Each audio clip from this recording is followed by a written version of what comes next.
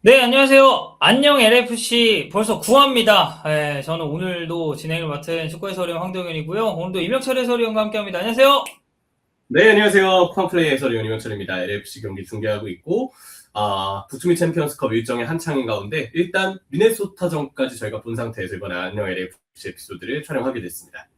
네, 이게 사실 지금 뭐 MLS도 진행이 되고 있고, 콘카카프도 진행이 되고 있긴 한데, 우리가 이제 시즌 초반에는 사실 지는 경기가 없어서, 이게 계속 이긴 경기에 대한 이야기를 하면서도 약간 이제 그런 도스산토스 감독 관련해서 그런 전술적인 그런 좀 아쉬움이라든지 이런 거를 이제 조금 얘기를 하는 수준에 좀 그쳤었는데 이게 일정 자체가 워낙 타이트하게 계속 진행이 되고 하다 보니까 패배하는 경기도 생기고 뭔가 경기력적으로 조금씩 지금 LFC가 떨어지고 있는 게 눈에 보이다 보니까 저희 입장에서도 이제 오늘 미네소타전 그러니까 이기긴 했습니다만 이제 리뷰할 포인트들이 지금 조금 있거든요.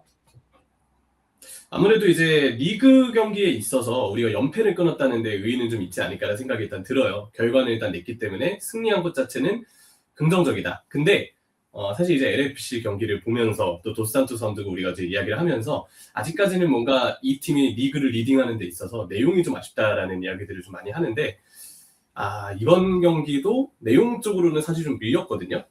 이 기록을 좀 보면 미네소타가 슈팅을 24개 때릴 때 LFC의 슈팅은 7개, 코너킥을 미네소타가 11개 올릴 때 LFC는 좀 2개 그쳤었기 때문에 그래도 이제 이 다비드 마르티네스가 득점을 하면서 1대0으로 승리하긴 했지만 이번 경기 내용에 대해서는 사실 약간 좀 아쉬웠다라는 평가가 좀 우선되는 경기가 좀 아니었나 생각을 합니다.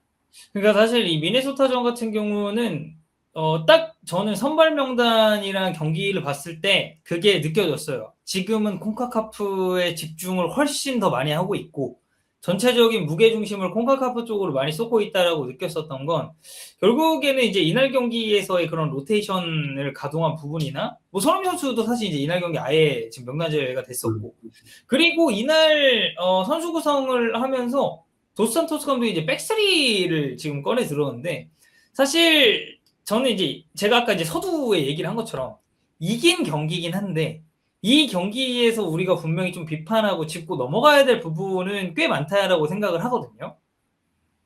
아무래도 이제 LAFC가 초반에도 이제 요리스 골키퍼의 아주 대단한 선방에 힘입어서 리그에서는 쭉 이제 무실점 경기를 완성을 했잖아요. 근데 사실 요리스가 뭐 축구에서 골키퍼가 부각이 된다는 건 그만큼 위기 상황이 좀 있었다는 거를 뜻하는 거기 때문에 LFC도 그만큼 위기를 좀 내줬고 한편으로는 그래서 이제 조직적으로 수비를 하는 데 있어서 약간은 좀 불안 요소가 있다라고 평가를 좀 할 수 있었다 생각을 하거든요. 이 경기도 상대의 슈팅이 21개, 4개였기 때문에 하메스 로드리게스가 또 굉장히 전반에 좋은 활약을 했었고 그런 내용들을 보면은 LAFC가 위기를 꽤 많이 내줬던 경기로 정리를 할 수가 있어요. 우리 백스리를 썼고 수비진은 백파이브로 내려가는 시스템이었는데도 왜 이렇게까지 밀렸을까를 생각을 해보면 요즘에 LAFC 경기들 볼 때 매번 저는 좀 되게 소극적으로 수비를 하는 경향이 좀 눈에 많이 띄는 것 같아요. 이번 경기도 그렇고 주중에 있었던 콜로라도의 경기 때도 그랬지만 약간 초반에 오히려 LFC는 좀 조심스럽게 라인을 내려서 좀 신중하게 경기를 풀려할 때가 많고 오히려 LFC를 상대하는 팀들은 초반부터 되게 에너지를 내면서 좀 이렇게 두들기는 경우들이 좀 많거든요.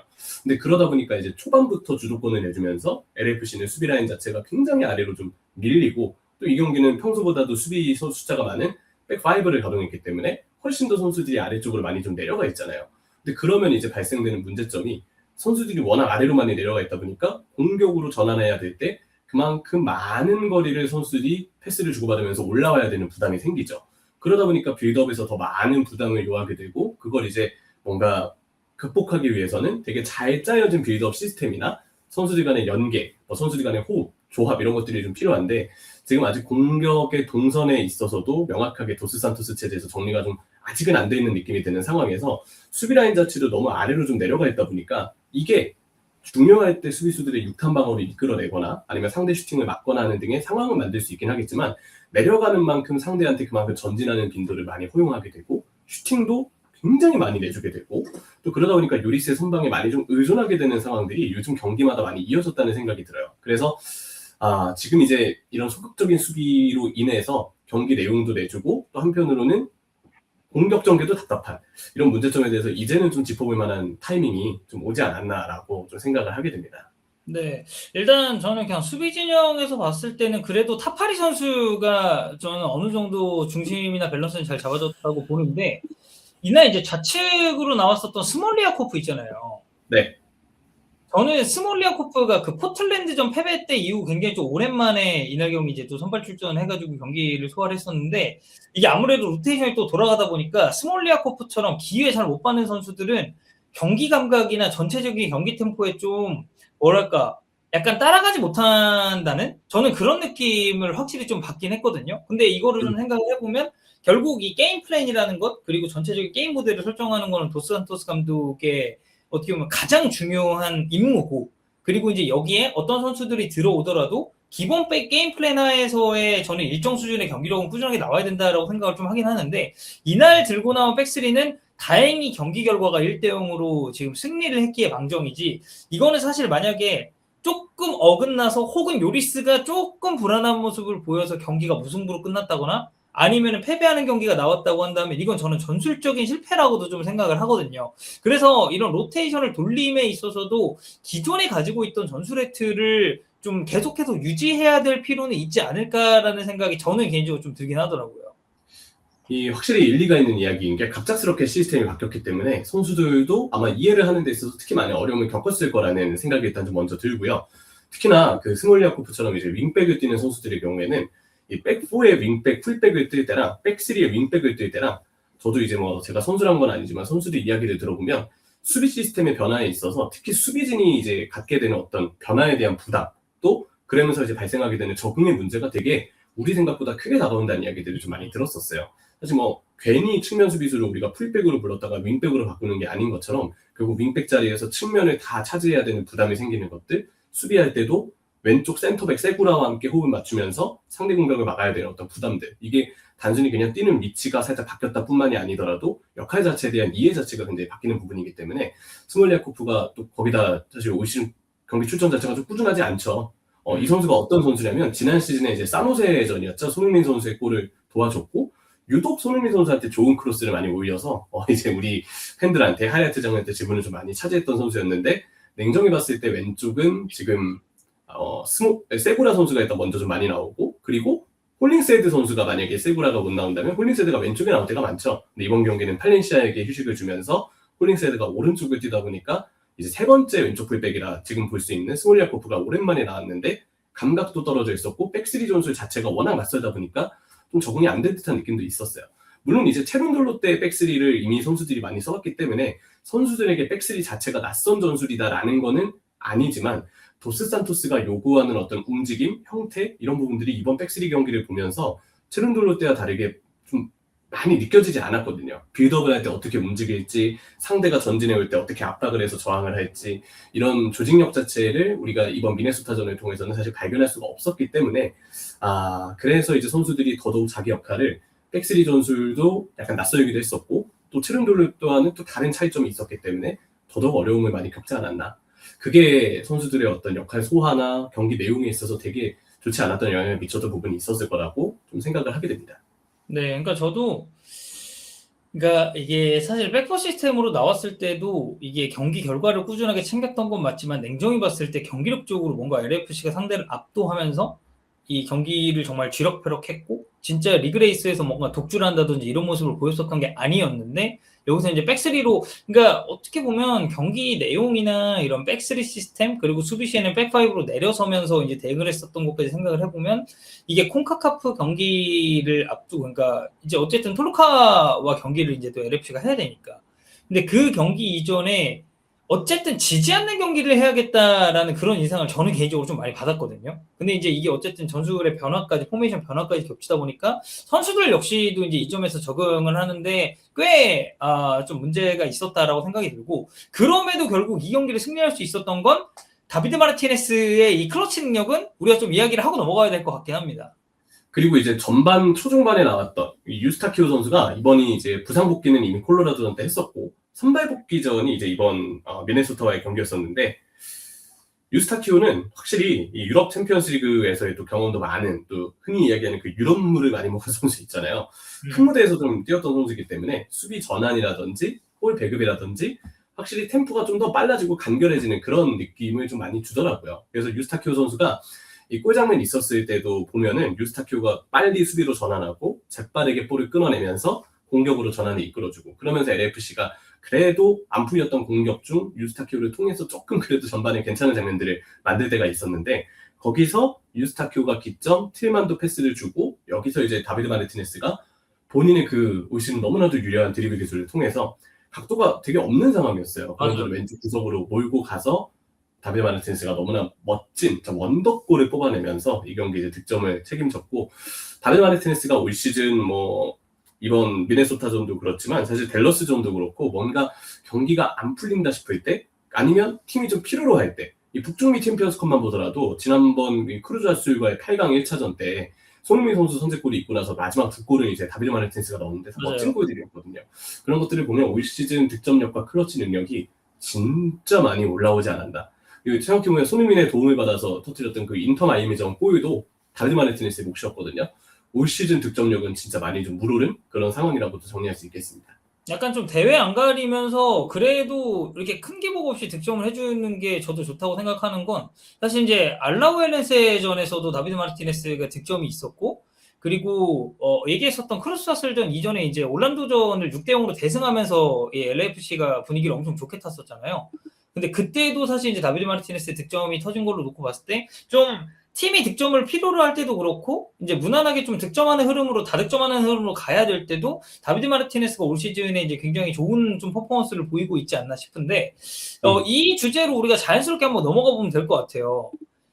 이제 개막 후에 어느덧 콘카카프는 결승 진출을 위해서 정말 한 스텝만이 남아있는 상황이고, MLS는 뭐 여전히 지금 시즌 초반부를 달리고 있긴 한데, 이 리그 테이블을 우리가 살짝 놓고 봤을 때 선두권을 지금 LAFC가 형성을 하고 있습니다. 다만 이제 산호세와의 격차가 7점짜로 벌어져 있는 상황이기 때문에 이 점은 좀 아쉽긴 합니다만, 개막 후에 지금까지 LAFC가 MLS라는 제외와 이 콘카카프를 병행을 하면서 각자 좀 생각하는 최고의 선수를 이야기를 해보면 좀 될 것 같거든요. 약간 이명철에서 지금 얘기하는 게 거의 담함 수준인데, 이견 없이 다비드 마르티네스인가요? 저는 끝까지 다만 컨셉을 고수하겠습니다. 그 아까 이제 덕현이 형이 말씀하셨던 게 올랜도전이 아니고 아마 댈러스전이었을 거예요. 그 득점이 나왔던 게. 올랜도전은 이제 다비드 마르티네스가 골을 못 넣었고, 댈러스전 때 그 기가 막힌 중거리 슛이 하나 나와가지고 진짜 엄청난 원더골을 뽑아냈었었는데. 맞아요. 네, 그래서 그 경기를 포함해서 이 다비드 마르티네스가 만들어낸 득점에 대한 지분이 지금 진짜 굉장히 높아요. 그래서 그런 것들을 생각을 해보면 다비드 마르티네스의 클러치 능력, 사실 지난 시즌도 번뜩이는 순간들이 이 선수가 좀 있긴 있었는데, 득점에 대한 0점이 좀 안 잡혀서 쉬운 기회를 좀 놓친다라든지, 그러니까 이런 질타들을 사실 팬들에게도 좀 어느 정도 받았던 선수긴 했었어요. 근데 이제 나이가 워낙 어리다 보니까 당연히 기다려줘야 된다라는 이야기들을 많이 했었던 게 생각이 나는데, 근데 이 선수가 지금 이야기 드렸던 대로 슈팅 0점도 많이 물올랐고 굉장히 크게 발전을 했고, 뭐 부안가나 손흥민 선수 또 세레머니 할 때마다 항상 이런 뭐 세레머니 같은 것도 하잖아요.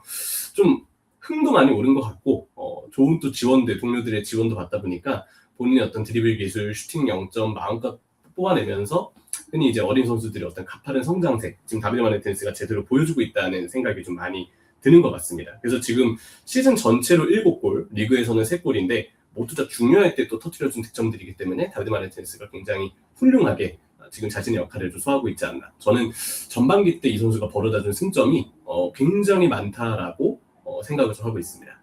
네, 그리고 뭐 저도 이 부분에 있어서는 동의를 하는 건, 말씀드렸듯이 그러니까 이게 뭔가 특정 대회에서만 득점 페이스가 집중이 됐던지 이제 이러면, 저는 이제 그러니까 사실 지금 시점으로 봤을 때 조금 더 큰 무대는 저는 북중미 챔피언스컵이라고 생각을 하거든요. 어쨌든 토너먼트로 이제 전개가 되고 있고, 실질적으로 트로피라는 걸 목표로 좀 놓고 봤을 때.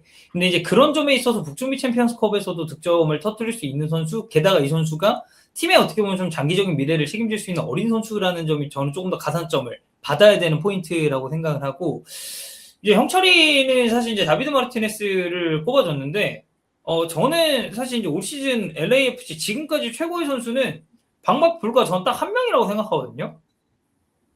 누구죠? 전 요리스입니다. 근데 예상이 좀 되긴 했어요. 네. 근데 이게 제가 요리스를 뽑으면서도 좀 무슨 생각을 했냐면, 이제 흔히 우리가 해외 축구 볼 때, 그리고 국내 축구도 마찬가지지만 이제 그런 얘기를 해요. 골키퍼가 에이스인 팀은 이제 보통 뭔가 이제 공격을 좀 많이 당하는 그런 팀이기 때문에 뭔가 좀 약팀이다. 근데 지금의 LAFC가 뭔가 약팀이라고 할 수 있나? 라고 생각해봤을 때는 리그 상위권 테이블을 형성을 하고 있는 팀이기 때문에 그렇게 얘기하긴 어려우나 제가 요리스를 뽑는 이유는 결국 이 선수의 클래스로 인해서 벌어다준 승점이 지금 대단하다라는 점을 저는 일단 꼽고 싶고 제가 기록을 좀 찾아봤더니 요리스가 올 시즌 콘카카프도 그렇고 MLS도 그렇고 지금 꾸준히 주전으로서 좀 이제 팀을 병행을 그 대회를 이제 병행을 하고 있는 입장인데 콘카카프 기준으로 했을 때 경기당 세이브가 4회가 좀 넘는 4.4회를 기록하고 있고 그리고 이거를 리그로 좀 치환을 해가지고 놓고 봤을 때도 경기당 세이브가 3.3개예요. 그리고 리그 전체의 세이브 횟수도 30회인데 사실 이게 LAFC가 상위권에 있는 것 치고는 슈팅 허용이 지금 좀 많거든요. 수치 자체가. 근데 이런 거를 좀 놓고 봤을 때 그래도 LAFC가 결정적일 때 뭔가 뒷문을 걸어 잠그면서 이 수비적으로 안정적인 밸런스를 유지할 수 있는 덕분이라고 할 수 있는 건 결국 이제 위고 요리스라는 대단한 클래스의 선수 때문이라고 생각을 하고 여기에 제가 수치적인 거 외에 한 가지를 더 붙이고 싶은 건 제가 이제 그 경기 시작하기 전이나 경기 끝나고 나서의 그런 프레스 컨퍼런스를 이제 계속해서 좀 보고 있는데 매 경기 동료 선수들이든 도스 산토스 감독이든 요리스에 대한 이야기를 안 하는 프레스 컨퍼런스가 거의 없습니다. 그러니까 정확하게 모를 것 같아. 네, 그러니까 이 요리스라는 선수가 단순하게 자리를 잡고 있는 것만으로도 앞쪽에 위치하고 있는 수비진이 느끼는 그 안정감이 저는 달라진다라고 생각하거든요. 약간 세상이 무너져도 우리에겐 요리스가 있다. 약간 이제 이런 느낌을 저는 수비수들이 받고 있다고 생각하는데 실제로 경기 중에 놓고 봤을 때도 저는 요리스가 전반적인 라인 컨트롤이라든지 앞쪽에 있는 특히나 이제 센터백들과의 이런 커뮤니케이션에 있어서 사실 좀 어느 정도 한석경 하는 선수잖아요. 이 선수도 뭐 토트넘에서 이제 손흥민 선수랑 그런 라커룸 언쟁도 이제 있었고 그런 걸 놓고 봤을 때 저는 단순하게 이런 그 세이빙 수치나 이런 거 외에도 약간 선수들을 휘어잡는 특히나 어린 선수들에게 있어서 대단한 멘토 역할을 요리스가 하고 있지 않나라고 생각해서 저는 요리스를 지금까지 최고의 선수로 꼽았습니다. 뭐 실제로 이제 에런 롱이 이제 부상으로 인해서 작년 한 1년 전쯤이었죠. 그쯤부터 계속 부상으로 인해서 못 나왔다가 최근 들어서 이제 경기를 나왔고 이번 미네소타전 때도 선발 출전해서 45분에 뛰었는데 우리가 이제 손흥민 선수 이적 후에 LAFC 경기를 봤을 때는 항상 요리스가 주장 한 장을 차고 있었기 때문에 사실 팬분들이 요리스가 주장일 거라고 생각하실 수도 있을 것 같아요. 근데 원래는 이제 에런 롱 선수가 주장이고 요리스 골키퍼는 부주장이잖아요. 근데 뭐 어쨌든 에런 롱이 부재한 상황에서도 요리스가 롱을 대신해서 계속해서 리더십을 보여줬기 때문에 LAFC가 주장이 거의 2년 가까이 경기를 못 뛰는 되게 큰 공백이 발생을 했는데도 그 공백을 뭐 거의 좀 느끼지 않고 되게 오랫동안 잘 좀 이어왔다는 생각이 들어요. 그게 이제 리더십 중심을 잡아준 부분들이 있었다라고 생각을 하고 에런 롱이 이제 정확히 2년 전이라기보다는 거의 1년 가까이라고 비유를 해야 되겠네요. 왜냐면 아킬레스건 파열이었기 때문에 제가 기억하기로 롱이 부상을 당했던 게 여름이었나 그럴 거예요. 손흥민 선수 이적 직전에. 그러다 보니까 이제 거의 2년 동안 공백이 있었는데 그 어떤 위기를 그래도 요리스가 있었기 때문에 너무나 말도 안 되게 잘 극복을 해냈다. 그건적인 부분에서도 카리스마나 리더십적인 부분에서도 요리스가 미친 영향력이 컸을 거라 생각을 좀 하고요. 그리고 사실 내가 지키는 골문 뒤에 월드컵 위너가 있는데 어느 선수가 자신감을 안 가질까 싶거든요. 뭐 요리스가 가지고 있는 큰 경기 경험, 자신감 이런 부분들이 지금 LAFC의 초반 상승세, 성적의 상승세에 있어서도 되게 많은 영향을 줬을 거라고 뭐 당연히 믿어 의심치 않습니다. 개인적으로도 뭐 MVP로 손색이 없는 전반기 활약을 좀 펼쳐줬다는 생각이 좀 많이 드네요. 네, 형철이가 얘기했듯이 에런롱 선수가 제가 지금 찾아보니까 25년 7월 13일 이 댈러스전이 마지막 경기 소화였고 그리고 벤치에 진짜 오랜만에 돌아온 게 26년 4월 15일 크루즈아슬 원정이었거든요. 그러니까 진짜 형철이 말대로 거의 1년 가까이 있었던 그 리더에 대한 공백을 요리스가 효율적으로 메워준 것도 분명히 이 선수가 가지고 있는 그런 능력으로 우리가 이제 좀 생각을 해야 되지 않을까라는 그런 점이 있고 자 이제 다가올 경기가 지금 콘카카프랑 MLS 두 개가 있습니다. 근데 아마 저희가 이제 업로드되는 시점에서는 톨루카전은 이제 좀 마무리가 됐을 텐데 일단은 저희 입장에서 LAFC의 승리를 반드시 결승에 좀 진출을 해서 이제 좀 잘 마무리를 했으면 좋겠다라는 바람을 전해보겠고, 중계는 또 이제 쿠팡 플레이에서 하니까 여러분들 많이 시청을 해주셨으면 좋겠고요. 그 다음 이제 리그 경기로 찾아올 경기가 샌디에이고전입니다. 5월 3일 10시 반. 우리가 최근에 굉장히 안 좋은 시간대를 많이 봤습니다. 지금 LFC 경기를. 새벽 뭐 5시 반. 뭐 이제 이런 경기를 이제 쭉 보다가 오랜만에 이제 뭔가 점심이랑 살짝 좀 겹치는 시간대에 그 리그 경기로 지금 돌아왔거든요. 뭐 아니면 이제 월요일 아침에 경기라거나 그랬는데 이번 경기는 일요일 10시 반입니다. 한국 시간 기준으로. 그래서 킥오프 하는 데 있어서 이 경기는 그래도 LFC 입장에선 다행이다 싶은 생각이 좀 들고, 그리고 또 하나 이제 제가 좀 그래도 괜찮다 싶은 거는 맞대결의 타이밍인데 샌디에이고가 지금 리그 5연패 중이에요. 맞아요.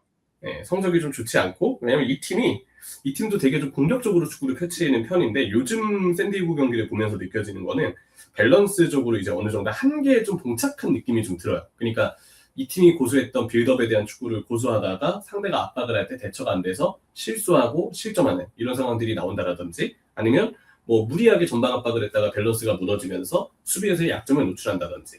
득점은 지금 LAFC와 동일한 걸로 알고 있는데 실점이 11골이나 더 많아서 지금 샌디에이고가 밸런스적으로 얼마나 큰 문제를 안고 있는지를 알 수 있거든요. 요즘 시즌들 원래 샌디에이고가 순위가 꽤 높았던 팀인데 요즘의 어떤 분위기는 확실히 좀 떨어져 있다. 그런 부분들을 이제 LAFC가 이번 타이밍에 샌디에이고를 만나서 잘 공략할 수 있으면 좋겠지만, 약간 우려가 되는 건 체력이죠. 지금 이제 북중미 챔피언스컵 관련해서 지금 체력이 너무 많이 선수들이 좀 떨어져 있기 때문에 그런 부분들이 조금 변수가 되지 않을까 이렇게 좀 보고 있습니다. 네, 어쨌든 그런 체력적인 관리는 LFC 입장에 잘 해줘야겠고, 저는 이번 샌디에이고전에서 의외의 포인트를 하나 말씀드리고 싶은 거는, 그러니까 물론 이제 경기력적으로 잘 풀어가는 게 가장 먼저 중요하겠지만, 최근 경기 샌디에이고 거의 매 경기 퇴장자 나오고 있거든요. 네. 그래서 이제 이런 부분에 있어서의 저는 심리 싸움도 분명히 영향이 좀 있을 거다라는 그런 생각이 이제 샌디에이고 경기를 이제 보면서는 하고 있는데, 여기도 사실 이제 우리가 알만한 그런 선수들이 좀 있긴 합니다. 대표적인 선수가 아무래도 이제 멕시코 국적의 이제 이르빙 로사노는 뭐 이제 월드컵에서도 우리 2018년 멕시코랑 같은 조였을 때 이르빙 로사노가 있지 않았나요? 있었던 걸로 기억해요. 그리고 김민재 그쵸? 선수의 동료였잖아요, 나폴리에서. 네. 그때 아마 이제 이르빙 로사노라는 선수에 대한 이름을 이제 팬분들도 이제 들어보셨을 건데, 이제 이르빙 로사노가 사실 좋은 활약을 지금 보여주는 것과는 별개로 부상으로 지금 라인업에서 이제 빠져있는 상황이기 때문에 이거에 대한 이제 복귀가 어떻게 될지는 조금 지켜봐야 될 문제이긴 하고, 이명철 해설이 이야기를 한 것처럼 샌디에이고 이 팀 자체가 공격적으로 나서지만 그만큼 배후 공간도 많이 열리고, 그리고 추가적으로 봤을 때 수비적인 리스크도 분명히 이제 안고 있는 팀이다 보니까, 그러니까 이런 점에 있어서도 LAFC가 공략할 만한 포인트는 충분히 이제 존재를 한다라고 볼 수 있는 샌디에이고전이 아닐까 싶긴 합니다. 관건은 체력이죠. 예, 계속 이제 강조를 하지만 결국 선수들이 어떻게 경기를 뛸 수 있는 상태이냐가 제일 좀 중요하지 않을까 싶고, 뭐 개인적인 바람이라면 이번 경기에서는 뭐 이번 주 제일 중요한 톨루카의 경기를 일단 좀 잘 마치기를 바라고, 또 하나는 선수들이 그래도 이제 좀 더 좋은 경기력을 보여줬으면 좋겠어요. 이거는 뭐 사실 팀 전체에다 다 할 수 있는 이야기긴 하겠지만, 매번 이제 소극적인 수비를 하는 게 어떤 의미에서는 본인들의 의도된 선택일 수 있고, 아니면 체력적인 부분을 좀 아끼기 위한 그런 선택일 수 있겠다는 생각이 들긴 하는데, 요즘에 그런 소극적인 경기 운영을 할 때마다 내용이 너무 좀 지지부진하거든요. 전개도 잘 안 되고 전환이 잘 안 되고, 그래서 LFC의 장점에 대해서 뭔가 찾기 힘든 그런 포인트들이 좀 많이 잡혔기 때문에 그런 문제들을 잘 극복했으면 좋겠다. 이번 한 주가 좀 뭔가 LFC에게 전환의 한 주가 되었으면 좋겠다라는 개인적인 바람을 좀 담고 싶습니다. 네, 어쨌든 샌디에이고가 모르겠습니다. 저는 이날 경기를 백스리로 준비해서 나올지 백포로 준비해서 나올지는 조금 지켜봐야 될 문제라고 생각하긴 하거든요. 이 팀 자체도 뭐 백포만 고수하고 백스리만 고수하고 이제 이런 팀이 아니다 보니까 그런 점에 있어서의 전술 대처도 좀 잘해야 될 것 같긴 한데, 기본적으로 어쨌든 이게 사이드백을 엄청 공격적으로 쓰는 팀이라서 그런 점이 오히려 LAFC의 측면 자원들한테는 특히나 역습 상황에서 좋은 그런 역할이 될 수 있을 거라고 생각을 하기 때문에 톨루카전 일단 잘 마무리하고, 그리고 샌디에이고전까지 좀 좋은 분위기를 LAFC가 이어갔으면 좋겠다는 바람을 전해보도록 하겠습니다. 자, 이렇게 안녕 LAFC 9화 저희 여기서 마무리를 하도록 하겠고요. 저희 샌디에이고전 끝나고 이제 다음 주에 돌아올 때는 LAFC가 무난하게 공식전 좀 2연승을 거뒀으면 좋겠다는 바람 역시도 같이 한번 전해보도록 하겠습니다. 자, 그럼 저희는 안녕 LAFC 팟캐스트 10화로 돌아오도록 하겠습니다. 감사합니다. 감사합니다.